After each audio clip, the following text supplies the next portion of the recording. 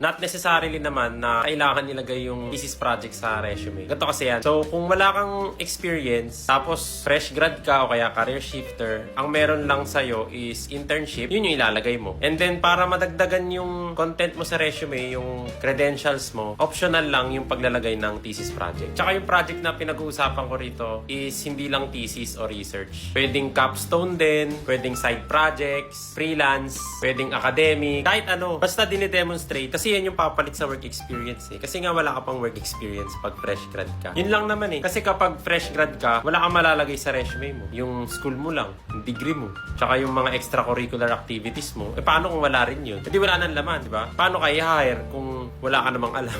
Yan lang yung pangit sa job market ngayon. Kailangan may alam ka kahit fresh grad ka or bagong salta sa industry. Hindi siya tulad dati, napakaraming companies yung nag-o-offer ng training. So kahit wala kang experience, wala kang alam, wala kang projects, hire ka nila. Ayun lang, follow me, nagbibigay ako tips paano mag-ship sa tech. Good luck!